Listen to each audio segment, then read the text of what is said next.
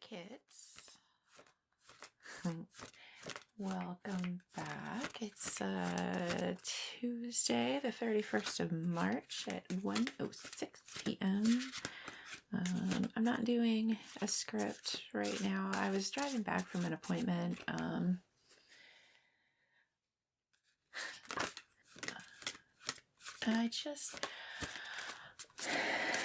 I don't know. Something in me was like, you should just get out your deck and read. Like, I've been struggling. There's been a lot going on, and I have allergies right now too. So, hopefully I'm not too stuffy and snotty and gross for you to listen to. But, I was driving back and, thinking about this channel and not really in a position to write anything. And I'm not trying to force myself to write a lot of fiction or, scenes or even somatic stuff. I don't want to write that stuff if I'm not feeling it strongly, because I think that dilutes it a little bit. So, but I still have this compulsion to, I don't know, to broadcast and communicate. So I was driving back from my appointment. It's a long drive past a river. There's cliffs on one side, like granite, limestone, glacial rock deposits. I don't know if there's the actual rock. I'm not a geologist, but they're big gray rocks, and they break away in sheets, and it's like you drive in between this. You remember the Borgo Pass from Dracula? It's like that, but instead of a big height, instead of a big drop, well, there are places where you're driving through without the river, and there are huge cliffs like that too. But I think of the Borgo Pass on my way home because it's a lot of like river on one side, steep hill on the other. Oh, here comes my cat 7. I guess he's going to join us today. So it's really informal. I was driving back. I was like, I got these cards a little while ago. He's going to knock over this microphone. Oh, hello. Hi. Do you want to say hello?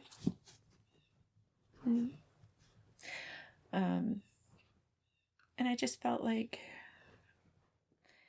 saying hey, I guess. And also, I know there's like 5 people who are even getting notifications, and that's kind of the point of this channel. I'm keeping it small. I'm keeping it sort of quiet and a little den of, not iniquity, little den of philosophy and thought and just play. So through my Borgo Pass journey, I was thinking I had just bought these cards a few weeks ago. I treated myself to them. They were not cheap, but also I was in a position to get them, and they came up. These are Salvador Dali Universal Tarot.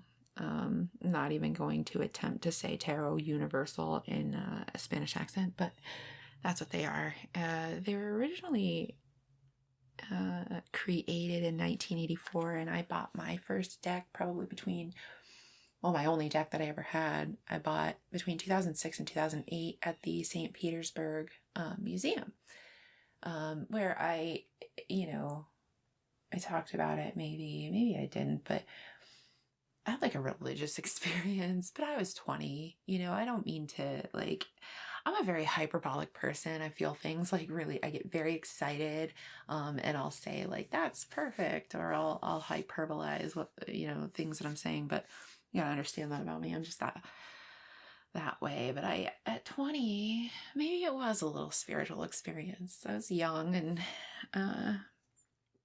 I went to the museum, and I stood in front of his masterworks, which are like 2 stories tall, man. The fuckers are huge. And I bought these tarot cards. I wanted to be a spiritual person in my 20s. So I collected things that felt like the things that I should have, but I didn't. I had some prior, some childhood exposure, some early adult exposure, but I didn't really pay attention to energy, spirituality, meditation, philosophy, anything, shadow work, self work. I didn't pay attention to a lot of that until probably the last 8 to 10 years. But Anyhow, I bought these cards as a stupid 20-year-old. I carried them around with me for a while. Got a little bit hurt up, and I sold them.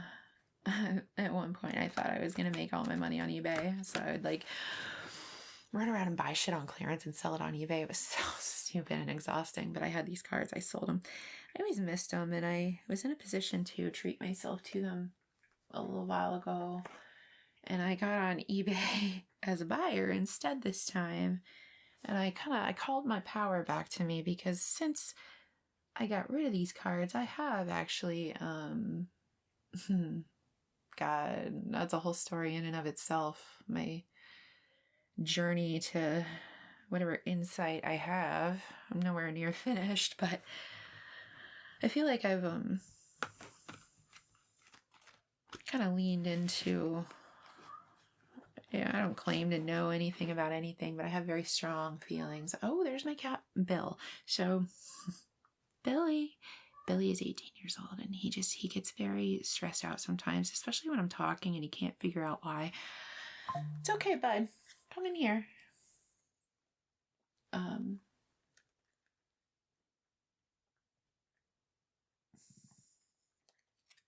Anyhow, where was I? Bought these cards a long time ago. I never really paid attention to them. I sold them. I shouldn't have. Called my power back to me. Yep, check. And on my way home, through Middle Earth, kind of looks like that today. It's gray and misty, and I just was like, why don't you get your cards out and just do a little unscripted, unstructured, like kind of stuff I used to do, sort of. And I'm shuffling my cards. One just fell out and one just flipped over. So I've been side shuffling them, and now I'm sort of like hand shuffling them, and three.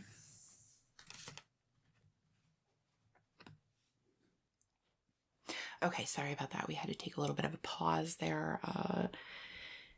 Crisis averted. Billy is back to lazy. The three cards that came out. So anyhow, what I'm going to do. Okay. Focus.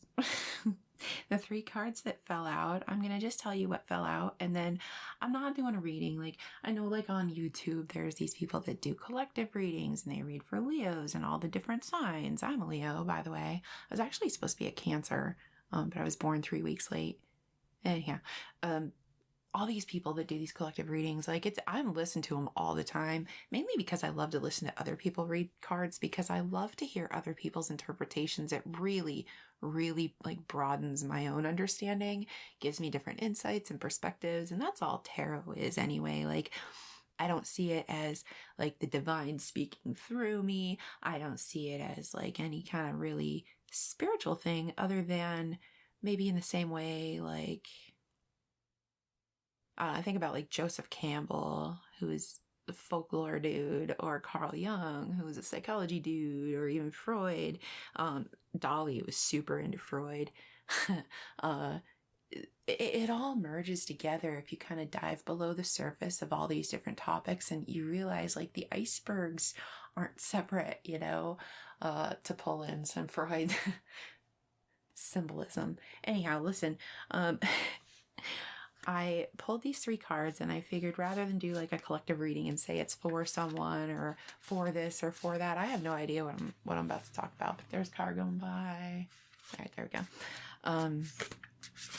And I thought, why don't I just pull three cards and we'll see what happens. So we got the Two of Swords, the Magician, and Judgment. So the Two of Swords, twos in tarot have a lot to do with like decision-making, choice, even so, oh God, I can't even get into the distinctions. I've already been talking for 9 minutes. I don't want to bore you guys. I guess you'll bloop off if you're bored, but we have the Major Arcana, which are like the universal highlights, like the highlight reel of life, and then we have the Minor Arcana, which is composed of 4 suits, kind of like playing cards. So you've got swords, wands, coins, or pentacles. Some people, those two terms are used interchangeably, and cups. So you've got 4 suits to 4 elements: air, earth, fire, water. Those are not in the right order because I can't remember what order I gave you the suits in. But earth, earth, air, fire, water, associated with emotion, passion, and action, thought, and resources. So in any case, the Two of Swords is, I really like the Two of Swords. And I don't really read for myself because, like I said, I don't think of it as like speaking with spirit. Some people do, and that's fine. Like, that's their thing, and that's how they see it, and that's cool. For me, it's more taking a different perspective on a situation. So this isn't necessarily like the card that God wants me. Like, this isn't what spirit wants me to consider. This isn't my future. This isn't set in stone. The thing about tarot is it's all about choice. It tells you what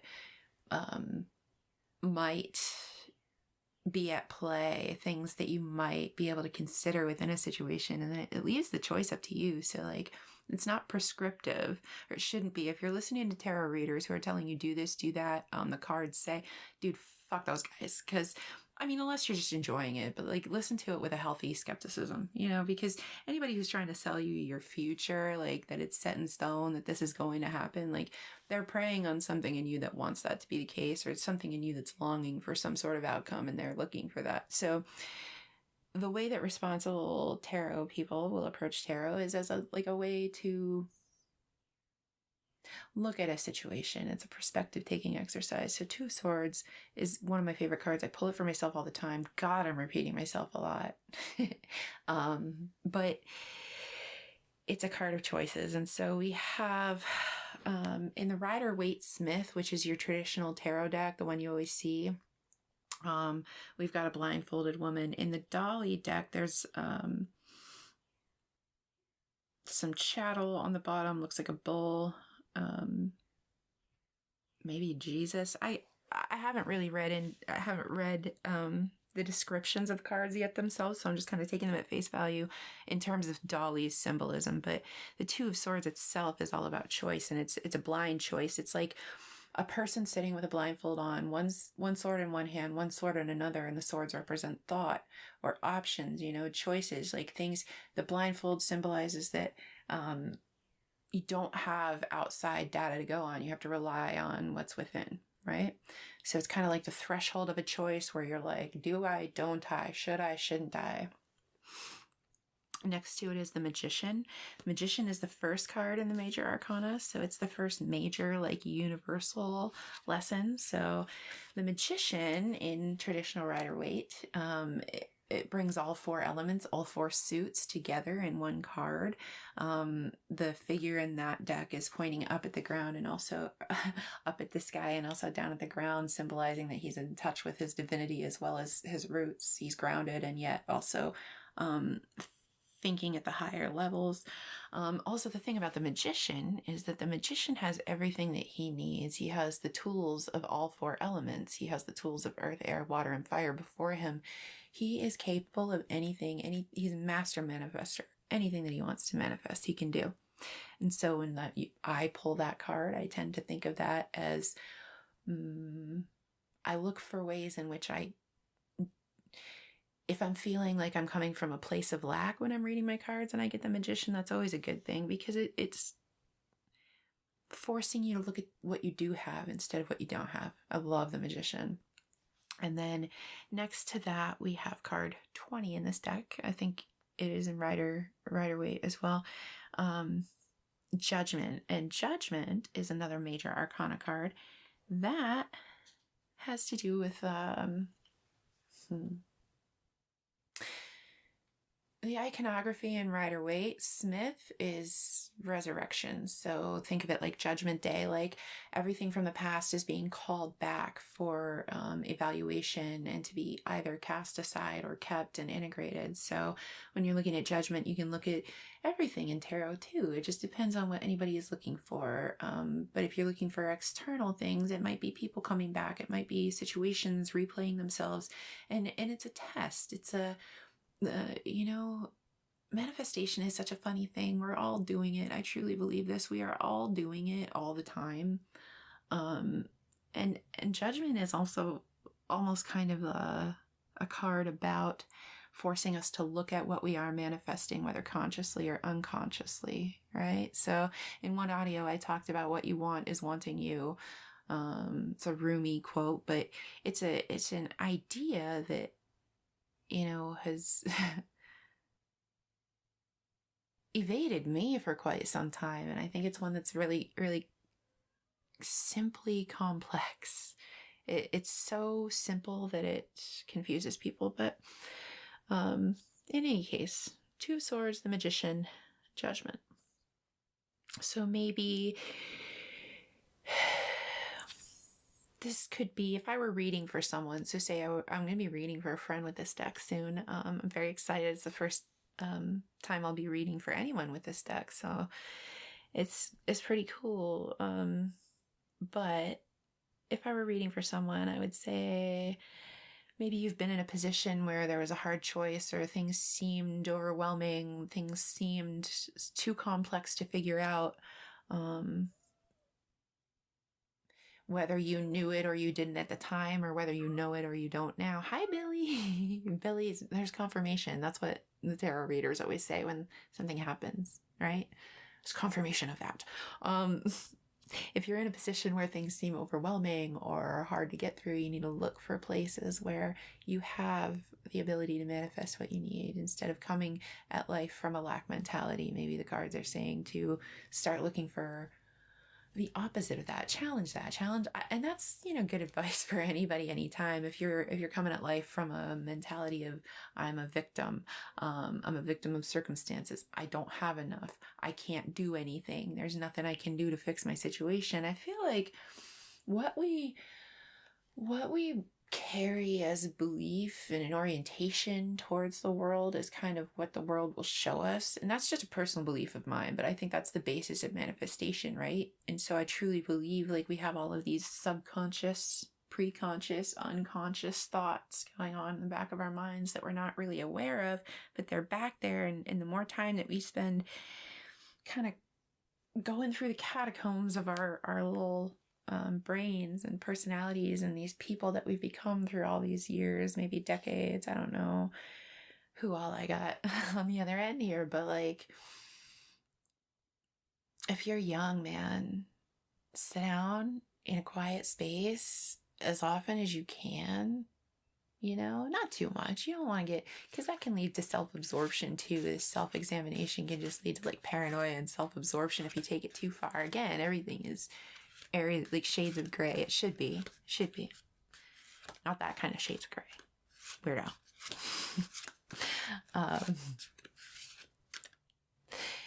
Yeah, take some time and evaluate yourself, because I think like the magician energy is something that feels almost like when people pull it, sometimes like I'll pull the magician for people and I'll be like, you have everything that you need to manifest exactly what you want, and they'll be like, bullshit, and I'll be like, no, really, like we all do, we just don't know it. So that's cool. That's a fun card. And then Judgment. And Judgment actually in this case is in the reverse. So picture 3 cards. We've got the Two of Swords, the Magician, and Judgment. Judgment's in the reverse. So a reversal in tarot. Some people read them, some people don't. I said in my Tarot 101 video that I don't read them, but it's more complex than that. So reversals, all of the cards have to be read in relation to one another, and you kind of get a sense for what the card is about, or how it can be most helpful, because it carries the reversed meaning and it carries the upright meaning. It carries them both, and it depends on the person, the situation, the cards around it, right? How you might interpret it. But Judgment in reverse can kind of indicate like sometimes someone who is staying stuck in a lesson that they could be transcending. So like something, if you find yourself continually being tested in the same way, they say like, the same people, if you're seeing a lot of relationships play out the same way that they always do, that can make you start to feel like, man, I can't ever get relationships right. I'm just not meant to be in love. I am unlovable. Like all these horrible core beliefs can come up when these things happen, but we can also look at it as just,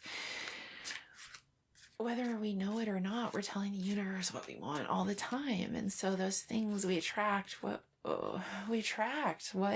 matches us. If the universe thinks that we're like miserable and dour, it's gonna deliver us people who reflect that back to us, right? That's why intentionality in your thoughts, is so important, and taking some time out. There's no shame if you're having a bad day, you're having bad thoughts, you're in a negative space. Like, everybody gets that way. And embracing that is also okay, but with the awareness that like states are temporary, like bad times are temporary, even the internal ones. That carries a lot of stoicism. That's kind of a stoic idea, and stoicism can be read as kind of like bootstrappy and boomery. A lot of people don't like it because it's all about your own agency, but I think there's something to some stoicism. Again, everything can go so far. It's like a pendulum. You take things too far in one direction or another, you run into trouble. I don't know. It looks like this is a cool reading. I love how tarot forces you to take sort of an aerial, larger view of a situation, especially when you're stuck in rumination and things. But listen, some more cards are falling out. So if I were going to read these cards for a person, what I would do is I would pull, say, these 3 cards, depending on how long I have to spend with them. But 3 cards actually can last you. See, we're already at 21 minutes now. I've been rambling a lot, but I'm saying, like, it's not about just pulling a bunch of cards and like reading them individually. So I've pulled these 3 cards: 2 of Swords, the Magician, and Judgment. So as I was sitting here shuffling, 2 more cards fell out. And what I would do if I were reading for you, if we were sitting in a little tarot shop and I were reading for you, is I would take these 2 that just fell out and I would put them underneath the 2 of Swords, which is the first card that I pulled. And it's what fell out is the Ace of Wands and the 5 of Swords. Yeah, the 5 of Swords in reverse. Now see, I can look at my Rider-Waite-Smith deck and just like, I know the cards as soon as I see them, like I know them in my body, and I'm still learning the imagery of these, but it's interesting. So I would say, like, tell me about the 2 of Swords. Let's get some clarification on that. And what fell out is the Ace of Wands in reverse and the 5 of Swords in reverse. So what I would say to you is, like, in the situation that maybe you're thinking of, if you're thinking of a specific issue that you're trying to get to the bottom of, it seems like maybe, the Ace of Wands, so wands are all about fire, and they're associated with your passions, action, rather than thoughts. Swords, thoughts, air. Wands, actions, passions, fire, right? So maybe that indecision, that lack of clarity caused you to be sort of stagnant in terms of action, because an Ace of Wands should be all about a brand new start, a brand new venture, trying something new. But if you feel stuck, that card might be in reverse. So I would also be maybe a little bit stalled out if I were in a moment of indecision, as the 2 of Swords indicates. Also, there's the 5 of Swords in reverse. So 5s in tarot are associated with conflict. So what I would say to you is, if you're in a period of indecision, you're not sure what to do, maybe taking a step back and not taking the action is the wisest course of action, because it can remove a lot of conflict. 5 of Swords is about people fighting with each other, or individuals fighting within themselves, arguing within themselves, which is reinforced, right, by that 2 of Swords. I would say it's more of an internal issue. That's how I would read this. We have more swords than any other suit here. So it sounds like maybe you were wrestling with yourself over something, and stepping back and not taking action maybe gave you an opportunity to reduce the internal struggle enough to gain some clarity. Or if it was an external situation, in fact, then, it might have reduced the infighting enough that everybody was able to come back to the table with more clarity. It's so much fun. It's storytelling, and so then I would keep reading, and I would say the Magician. And as I was talking and shuffling, the 9 of Swords came out. So I would put that. So I've already drawn 2 to go with the 2 of Swords. So I would then say, tell me about the Magician. Show me more about the magician, not the musician. That'd be a fun tarot card, though, wouldn't it? Tell me more about the Magician. And the card that I drew was the 9 of Wands. So what I might say is that, 9s are all about integration. Sort of, if you think of each suit in the tarot, the 4 suits, they each are numbered 1 to 10. So each number has its own, each suit is its own story. And each number is a chapter. So from beginning to end, 1 to 10, if you're looking at the 9, you're looking at the integration of the lesson. Each suit tells a story based on what it's associated with. Wands are associated with action, passion, fire, what drives you.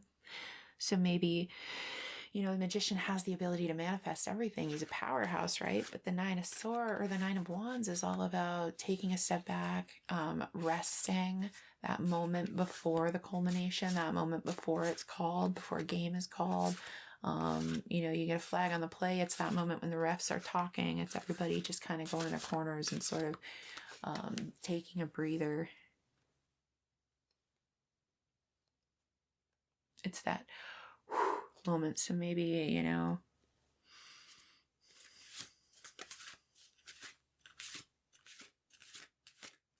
you might be just coming into that magician energy. That might be something that you're not aware of yet. Maybe you weren't aware that you do have the ability to manifest everything that you need. Maybe you're not aware of some resource that you have that you think you need that you're not aware of. Maybe you need to reframe some things. I don't know. But in any case, it looks like the cards are talking about a lack of action, because even the wands, which are about fiery, passionate action, are saying stop, wait, hold on. They're not active wands. We have an ace of wands in reverse. Normally that's like, go get them, tiger, but it's in reverse, right? So it's a hold up there, tiger card. 9 of wands, same. In the Rider-Waite-Smith, it's a person who's kind of standing against a wall of wands that he's stacked up and presumably maybe fought for, maybe collected through his arduous journey. He's exhausted. And so that's a non-action card too. On top of that, I would say, ooh, damn. So the 6 of Wands just fell out, and that's interesting because the magician is all about manifesting, but the cards are saying maybe the most powerful way to manifest is to sit and wait for what you're seeking to find you. I think I might have said that before. Yeah, that's the way I would read this. It looks like it's talking about a person who has all the power in the world, but what they need to learn is to sit and wait. Patiently, not passively, not inactively, but maybe it's time to develop some faith that you don't have to be the person doing. Maybe if you just sit and wait, the universe will deliver to you. Maybe that's what's being said here. On top of Judgment in reverse, so we're talking about a resurrection of issues, a resurrection, a recounting and accounting of good, bad, keep, discard, all of that, Mercury retrograde energy, going back and reviewing. It's a review. On top of that, we have the Sun. The Sun is the happiest card in the whole deck. Everybody loves it when the Sun comes out, especially in a love reading. The Sun is the Sun is a major arcana card.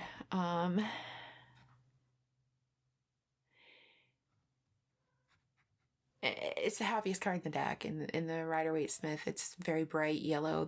In this deck, it's a lot more blue, red, and true to form for Dali, a little bit phallic, but there's a lion, so it's associated with Dali took the care to include the lion, which reinforces that this is a card that's associated with the sign of Leo. So if I were reading for someone, I would say maybe there's a person who is Leo. Maybe around that time of year, you'll be going back and reviewing. But so Judgment is in reverse. If we look at the Sun in the upright, we might say maybe around July, August, when Leo season hits, you might find yourself coming out of that lesson that you're not quite integrating yet. Maybe judgment will be withheld until about that time. Maybe there's a person with whom you need to have a come to Jesus moment. Maybe there's a person with whom you need to have a repair moment, or maybe there's a person that you need to let go of. Maybe, June, July time, maybe it's a person with that sign. There's just all these different ways that you can look at it, and you're reading off the person too. So it's hard as I'm sitting here. I feel like I'm rambling. I hope it's not boring, but fuck it. It can't be the worst thing on YouTube, right? I would say to you, look toward the summer, or if there's someone specifically that you can think of, maybe it's time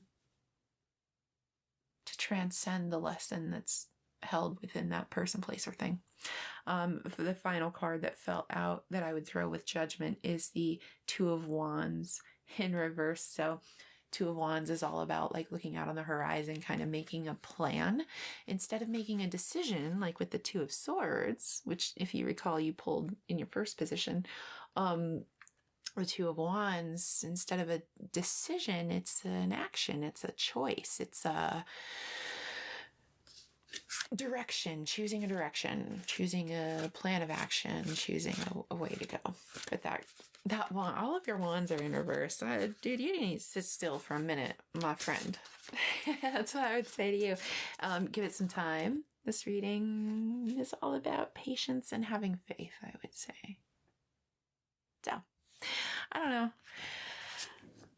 Maybe somebody needed to hear all that bullshit today. Maybe I just needed to say all that bullshit today. But look, I'm not hurting anybody, and